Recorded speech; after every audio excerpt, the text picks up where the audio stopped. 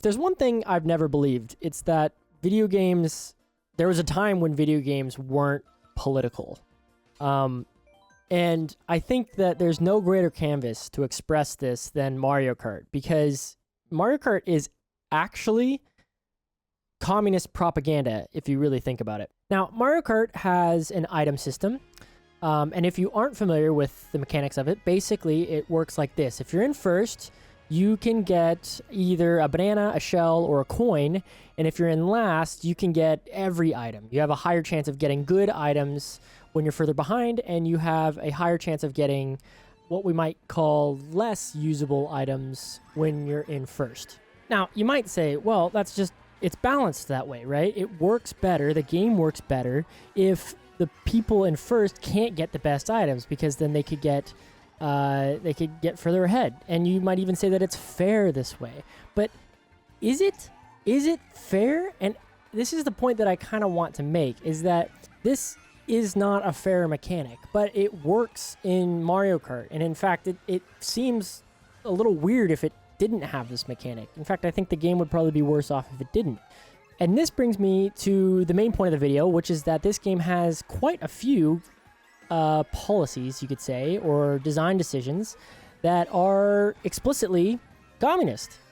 Kind of funny. Does this mean that if your kids play this game that they're going to become a whole bunch of commies? Maybe. I don't know. I can't answer that. But all we can do is, do our best to try to understand what's going on here. You know what? I can say that your kids will definitely not be commies if you subscribe to this channel. So, it's free. It helps me out a ton. Show your patriotism by subscribing to the channel. And with that, let's get back to it. So let's talk about communism on a really high level. Now, you can disagree with me on these points. You could disagree with the ones that I picked, but these are the one I picked, and here we go. So the first one is the elimination of class distinctions. This is one of the first things that people like to do, and you could argue that this is present in Mario Kart. It certainly is, because even though there's differences in characters, and there might be a meta that emerges, right? There's like certain characters that you want to pick, certain carts that you want to pick that are better for each map and just online in general. That doesn't change the fact that everybody is still afforded the opportunity to play the most viable character. There's never a point when you're unable to play the best guy. So let's unpack this a little bit. So Mario Kart has different weights in the different characters. The different carts have different speed stats, different mini turbos, different handling stats. And all these individual statistics would be something that would drive inequality in a economy or in the real world. In the game, however, you still have the opportunity to pick those qualities or to not pick those qualities. You can pick the best qualities no matter what. And so this is, again, like I said, one of the areas where Mario Kart is certainly trying to push this idea that no matter what, you're still afforded all the opportunities that you need in order to succeed at the highest level. All right, and this brings me to my next point, which is that Mario Kart and communism both use redistribution systems to reduce inequality. Okay, that's a lot of big words, but let's try to break it down. All right, so who is your enemy in a communistic system? It is the person above you, the person who is abusing their wealth, abusing their power to make life worse for you and your comrades. Who is your enemy in Mario Kart? It is the person that is in a place above you. In both of these systems, you want to not so much do what you can to take out the person in front of you by playing fairly, but you want the game to cheat for you, right? So in communism, this means redistribution of wealth. This means taking what is gotten by the people who have a lot and making sure that the people who have little have what they need. And ideally have more than what they need, that they could live in abundance, right? Obviously, that's not always how it plays out. But that's kind of the utopian, I think, in all of us speaking when we think about something like that.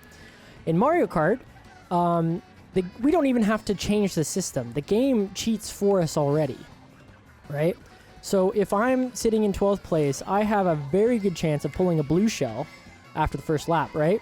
So a blue shell is going to go directly towards the highest person, the person that I am aiming for the most, right? Who I am the most jealous of, and taking him out. Shocks are also a great example of this, right? Shocks, not only do they hurt all the people in front of you, which is exactly what you want, but they also are worse for the people higher up. A shock is like the perfect communistic element in Mario Kart. So these systems are all trying to do the same thing, which is to deter dominance by a few. So they want to make it so that everybody has a chance, everybody can not just do well, but win and get closer and closer so that everybody's kind of averaging the same kind of positions. I think in Mario Kart, you can think of it like maybe they don't so much want everybody to be 6th place, but they would rather that everybody get really close to the same finishing time. Obviously, in a game like this, really, positions are the only thing that really matters. But ideally, I think the game is trying to average finishing times, and I think that's what we want to keep in mind. So the obvious question that follows all of this is, does this make it a better game? I think in Mario Kart's case, it does. Like, I think it's pretty undeniable that these systems are not only part of the game, but they're kind of beloved. And if they were taken out, not only would it be kind of unrecognizable, it'd be not even preferable.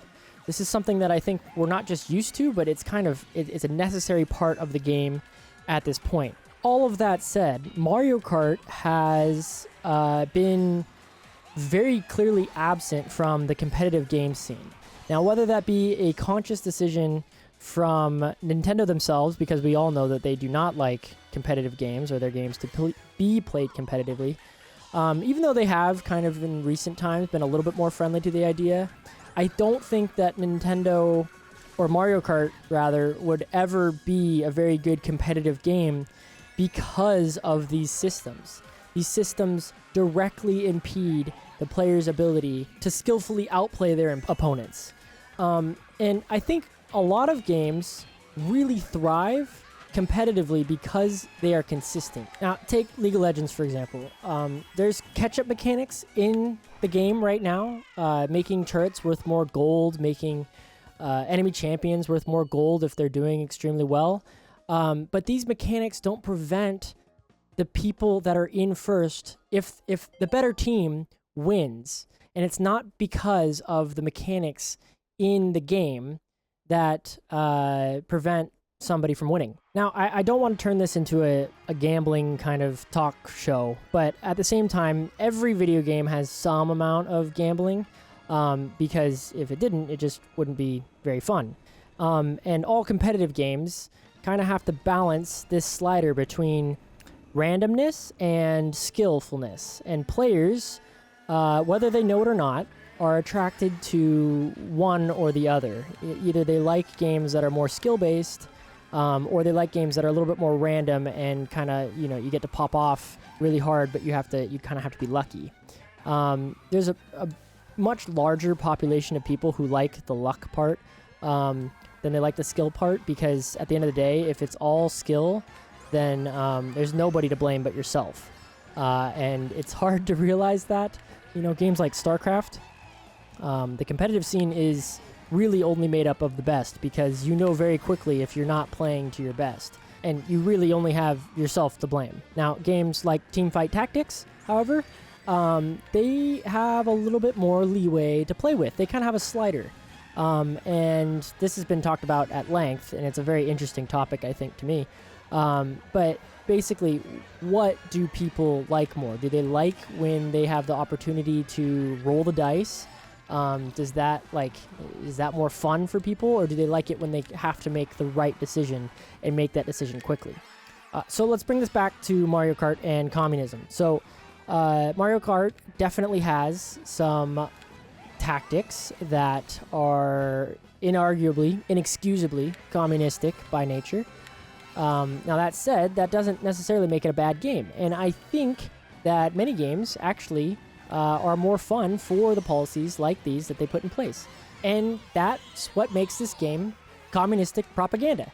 Like, I can't believe a red-blooded American like myself would be saying something so heinous, such as, these policies that are communistic are fun. Like, I just don't think that my soul or my, great-grandparents' souls would be able to take it. This is something that needs to be studied. So, thanks for going on this journey with me, and I'll see you next time.